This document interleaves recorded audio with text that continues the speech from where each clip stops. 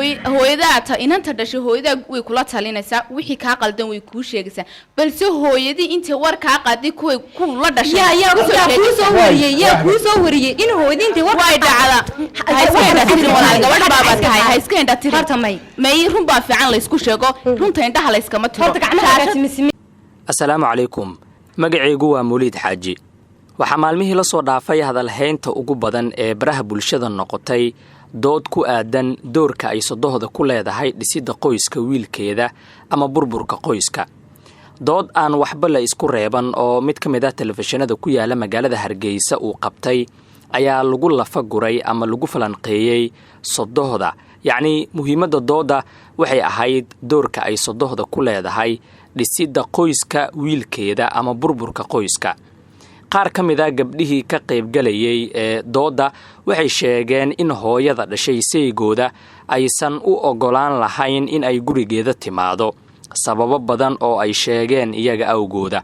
arrintan ayaana dhalisay hadalhayn badan iyo su'aalo ku aadan wada noolaanshiyaha sodohda iyo gabadha uu wiilkeeda qabo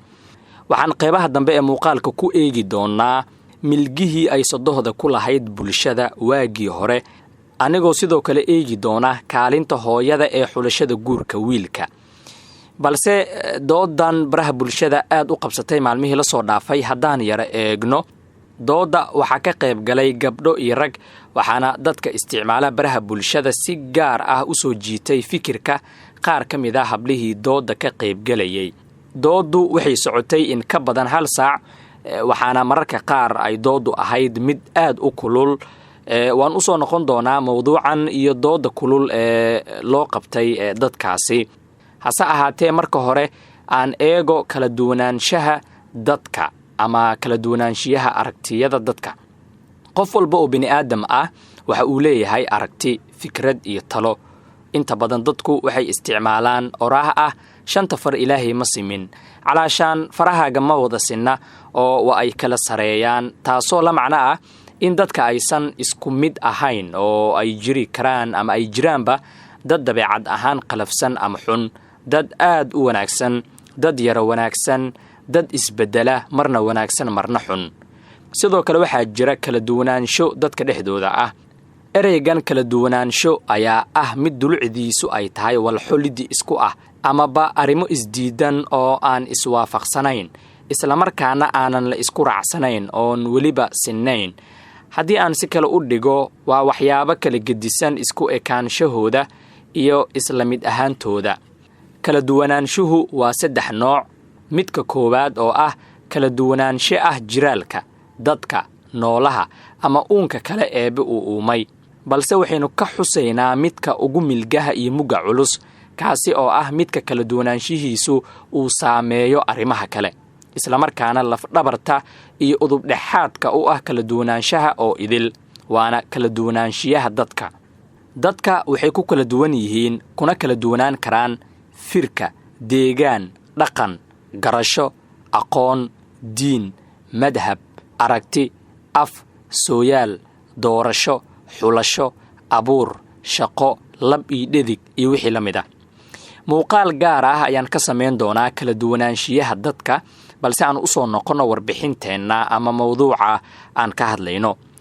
doodan waxaa lagu qabtay magaalada Hargeysa waxaana laga doodayay doorka ay sodohda ku leedahay dhisidda qoyska wiilkeeda ama burburka qoyska qof walba aragti gaar ah ayuu dhiibtay qaar baa waxay yiraahdeen sodohdu waxay mushkilo iyo dhibaato weyn ku tahay qoyska waxayna kaalin weyn ka qaadataa burburka qoyska qaarna way difaaceen sodohda oo waa ay badafireen in waxyaabahaasi ay jiraan ama sodohdu ay burburiso qoyska bal ila daawo aragtida gabadhan horta sodohdu way dhib badan tahay run baa fiican in guriga markay ku soo biirto buuq baa ku soo biira waxyaabo aan banbanaaneen bay wiilka u sheegtaa laakiin soo maaha odagaaga hooyadii soo maaha sideenad u ixtiraamayeen in guriga kula waan ixtiraamayaa laakiin sodohday gurigeeda joogto maxay guriga ka soo doonaysaa kana ana la igu qabaa laakiin anu waxaan aaminsanahay in laga qaato fasax wad in gabadha uu soo guursaday guriga ana ka masuula marka wuxuu ku soo kordhinay xitaa walaalkii haduu imana weyn ugu dhahaa walaal habi ma ku tahay mas'uuliyaddu ma lahayn tii guriga rag u qaadi jiray waa shaqada dabadiisa ayuu mas'uul ka yahay laakiin kan gurigan uu igu qabo anaa ka mas'uula wixii soo galay wixii ka baxay anaa ka mas'uula sodohda labada sodohod ta inanta iyo ka inaka inanta horta hooyadeed dhibba ma laha asma soo ma ogid dhaqanka iyo diinta labadaba inaanay mid toona meelna kaga jirin in gabadha in ninkaaga hooyadii uu ku weydiisto gurigaaga inay timaado diinta iyo dhaqanka mid kama jirto laakiin hooyadii waa ibtilada guriga ridisaba waa yahay hadalka inantan dad u badan rag ayaa siyaabo kala duwan uga falceliyey baraha bulshada qaar baa aad u dhaliilay gabadhan qaarna waa ay taageereen anigu lama yaabayo hadalka gabadhan sababtoo ah qof kasta aragti ayuu leeyahay si buu u fekeraa marka waa ay wanaagsan tahay in qofka loo daayo aragtidiisa ha xumaato ama ha samaato sida aad adiga u jeceshahay in aragtidaada loo dhagaysto loona tixgeliyo ayuuna qofku u jecel yahay in aragtidiisa loo dhagaysto haddaad doonto ha qaadan aragtida qofkaasi laakiin u ogolow in fikraddiisa qofkaasi uu cabbiro ama uu dareenkiisa muujiyo gabadhan kale magaceedu waa ayaan xuseen waxay ku aragti tahay gabadhii aan hadda aragtideeda maqalnay waxay sodohdu ka aaminsan tahay in ay ka qayb qaadato burburka qoyska iyaduna maxay leedahay aniguna waan ku raacsanahay magacaygu ayaan xuseen anigu waxaan oranayaa horta islaamaha gurigooda ha joogaan jaadna ayaan lana noqonin markay dadku isku bataan weliba sodohda markay timaado cuntada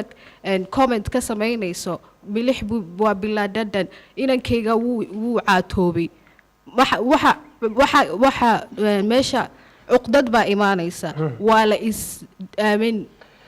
dhibaato badan hooyada inanka dhashun baa diidan tahay mise ilaa hooyadaa baa diidan tahay hooyadiina haska joogto gurigeeda because waxan waa wax cusub labadaasi gabdhood aragtidooda ayay dhiibteen ama dareenkooda ayay ka hadleen waxaa jiri kara dad badan oo daawanaya muuqaalkan ama Soomaali badan oo ku aragti ah gabadhan oo aaminsan in sodohdu ay dumiso ama ay kala geyso lamaanaha bilan cali waa gabar ka qayb qaadanaysay dooda waa ay ka aragti duwan tahay gabdhahan sidan ayayna aragtideeda ku cabirtay talabaad leedahay yani option hayga qaadato in hooyadii ogolaansho hayga qaadato in gurigeyga timaado that's wrong sababta oo ah hooyada markay imanayso guriga hooyada isaga kuma tiraado war hooyadii baa imanaysa ama walaashii baa imanaysa guriga madu ogoshahay kuma tiraadid sababta aad u weydii sababta uu ku weydiinaya maxay tahay hooyadaaba imanaysa aniga weydii aniga ka hor inta hooyada iman maxay tahay sababta ku xidhaysa waayo hooyadaaba kuma xidhin isbarbadhig wal labada qof ku sinaadaan sidoo kale sidaan horay u sheegay waxaa jiri kara gabdho ama dad badan oo ku aragti ah inantan waa tahay sidaan horay u sheegay qof kasta aragti ayuu leeyahay doodu marka ay halkaa marayso waa ay sii adkaatay laba gabar ayay markan doodu u dhaxaysaa dee haddaba asagana hooyadii inanka hooyadii waa sida hooyada u jeceshay buu hooyadu jecel yahay hadduu u jecel khalaas anu noloshay la qaybsanaya soo maaha de hooyadii guri ha u kareeyo ha ku soo booqdo labada hooyo maxay isdheeryihiin waxay isdheeryihiin hooyada ku dhalay baa asagana lagu dhalay markaa taa wad ku qaldantaa maaha huna macaan hooyadaa ta inanta dhashay hooyadaa way kula talinaysaa wixii kaa qaldan way kuu sheegaysaa balse hooyadii intay war kaa qaaday ku la dhashay yaa kuu soo wariyey in hooyadii intay war way dhacda ha iska indhatiri horta may run baa fiican la isku sheego runta indhaha la iskama tiro horta gacmaha siman yihiin ma sinna laakiin maanta hadlaynu nahay waxaan jecelahay haye waa tahay markan aan eegno dhinaca ragga iyo dooda halka ay ka taagan yihiin waxaa aniga aad ii soo jiitay hadalka ninkan sidan ayuuna dareenkiisa ku cabiray ibn aadamka ilaahay abuuray ama miyi hala jooga ama magaalo hala joogay qof xumina ku jiraa qof wanaagsan ku jiraa guriga waa la wada xukumaa gabadhuna door bay leedahay ninkuna door buu leeyahay laakiin abwaane adigu ma yeeli lahayd gabadhaadu inay ogolaansho aad hooyada uga weydiiso ma wax kara maaha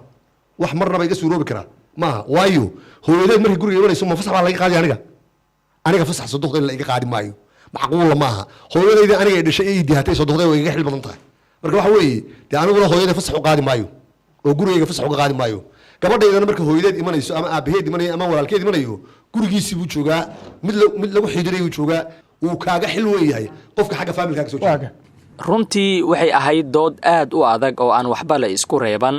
waxaa dooda ka qayb qaadanayay dad isku aragti ah iyo kuwa aan isku aragti ahayn ujeedka guud ee dooda loo qabtana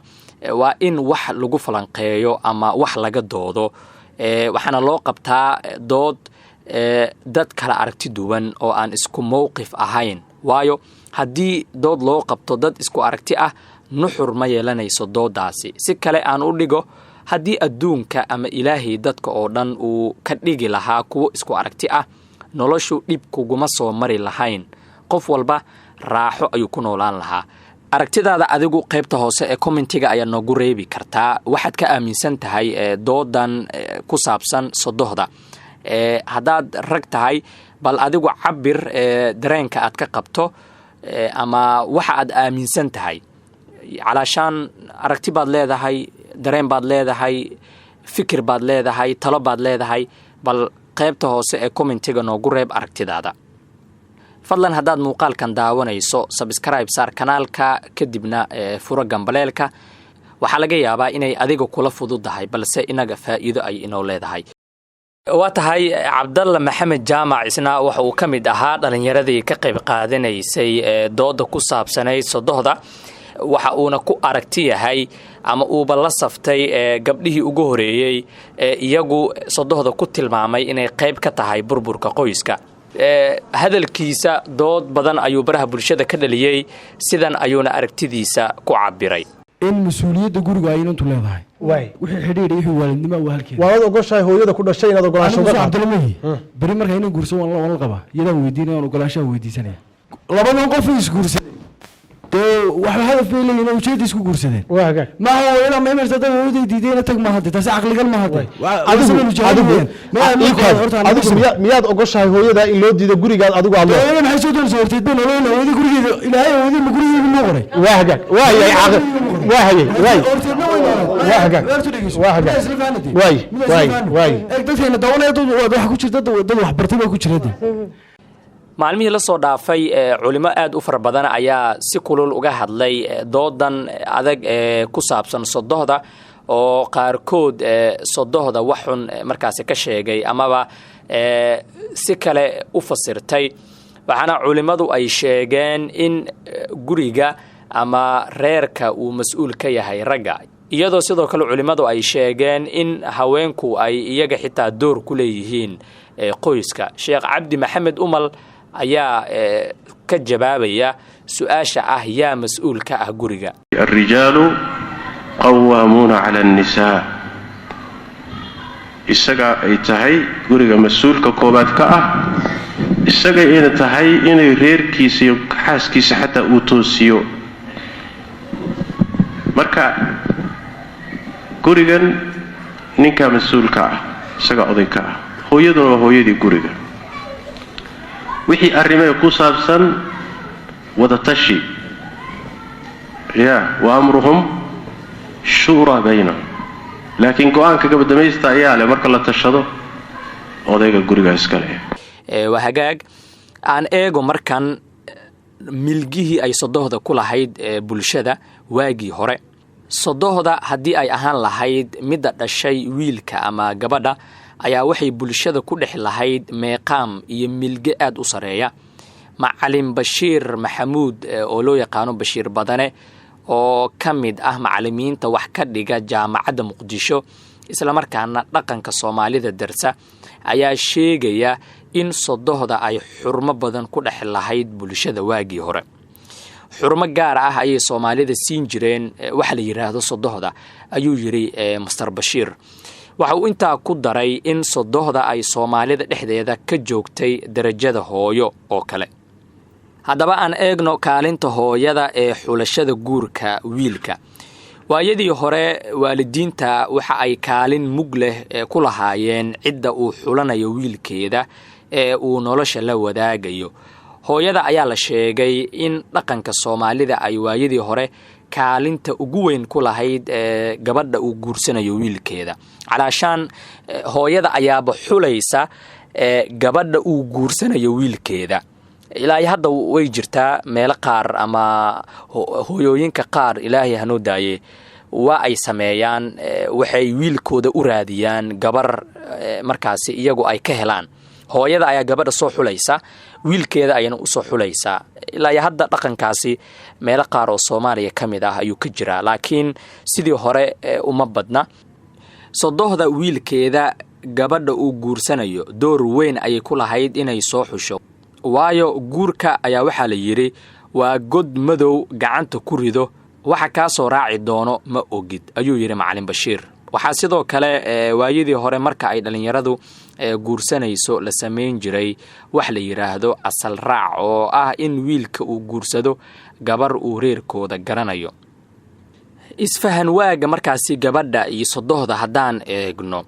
qubarada darsa dhaqanka Soomaalida ayaa sheegaya in weligeed ay soo jirtay kala shakiga iyo isfaham waaga u dhaxeeya hooyada iyo gabadha uu wiilkeeda qabo mararka qaarkood Macalin Bashiir wuxuu sheegay in qaar badan oo kamid ah dumarka ay neceb yihiin sodohda waana wax inta badan aan aragnay waana wax inta badan jira dooda muhiimada hadda loo qabtay sida ayay ahaydba dadka ugu badan ee aragtida dhiibanayay sodohda ayay xumaan ka aaminsan yihiin dadku way kala duwan yihiin laakiin waxay u badan yihiin aan iraahdo gabadha inay neceb tahay sodohdeeda oo waxay leeyihiin wiil hooyadiisa nooshahay lama guursado weligeedna way soo jirtay arintan in sodohda neceb loo qaado gabdhaha oo dhanna ma wada ahan waa qaar kamida waxay jecel yihiin wiilka aan hooyadiisa nooleen inay guursadaan ayuu intaa ku daray Macalin Bashiir waa tahay hadaad muuqaalkan dhameysatay waad ku mahadsan tahay subscribe saar kanaalka si aan u soo badino muuqaalada ceenkan oo kala ah aadna ula socoto warbixinadaan halkan soo dhigi doono waad mahadsantihiin like saar sidoo kale muuqaalka nabadgeliyo